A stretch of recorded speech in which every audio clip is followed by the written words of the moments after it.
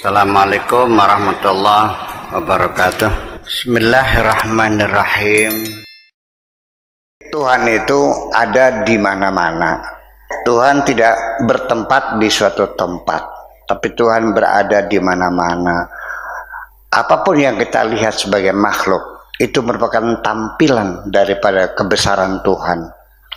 Orang yang beriman melihat makhluk-makhluk Allah itu sebetulnya hanya sebagai pengantar.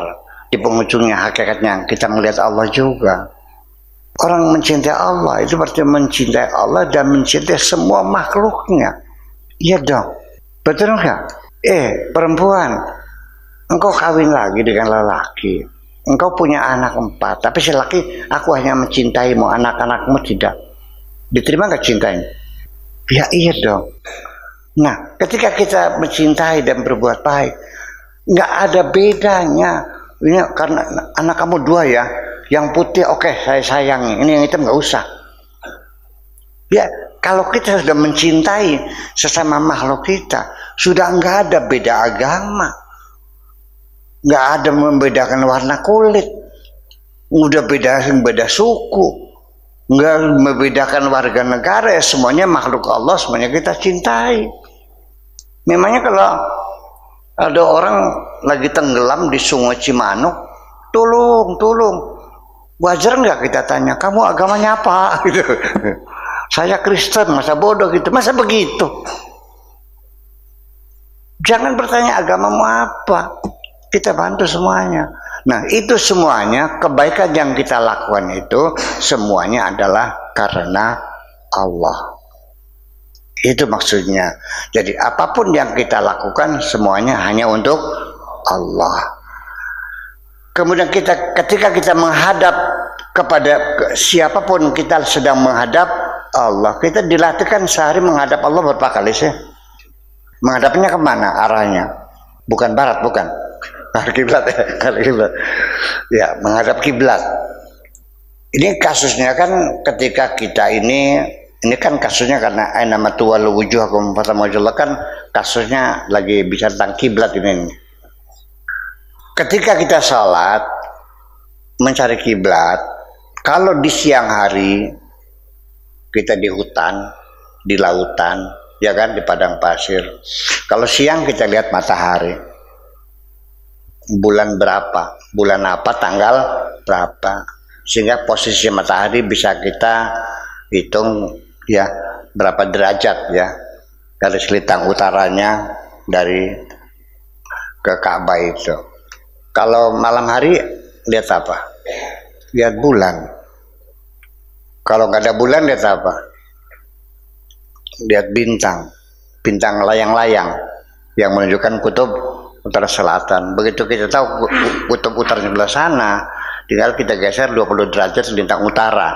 Itulah kiblat kita. Nah, pas ini sudah bulan nggak ada, di malam hari bintang nggak kelihatan, jagatnya mendung. Kita mau salat, kemana menghadapnya?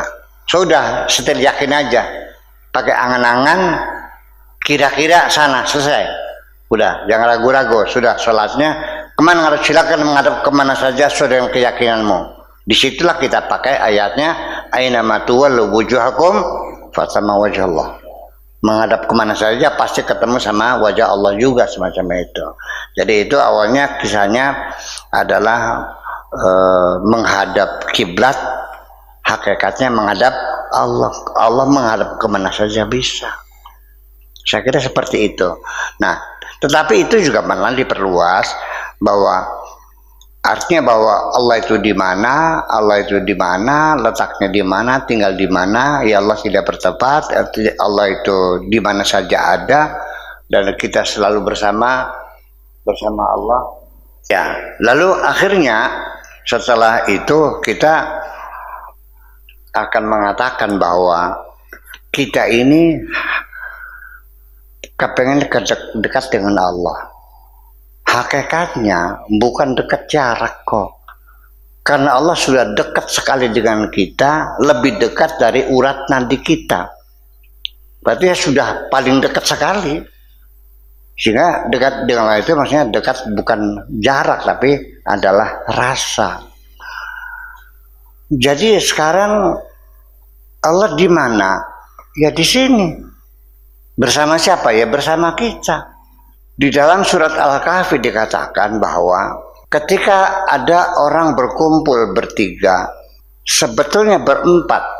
Yang keempat itu adalah Allah. Ketika ada orang berkumpul berempat, hakikatnya berlima. Yang kelima adalah Allah. Wa ma min najja salah satunya illa huwa rabi'um wa ma min arba'atin illa huwa khamisuhum, dan seterusnya. Jadi di mana saja kita berada, ya di situ kita bersama Allah. Jadi, tetapi lagunya Ebit terserah yang di sana ya. Jadi Tuhan di sana, tadi sini Tuhan nih. So gimana sebenarnya deh? Pak Rahmat, Tuhan di mana? Di sana apa di sini? Ya di sini. Ketika engkau di sumur, Pak Rahmat, halo, di mana kau? Di sumur. Di mana Tuhan? Ya di sini. Ya kan begitu artinya. Nah, itu semuanya artinya sehingga kita menghadap kemana saja, ya menghadap Allah.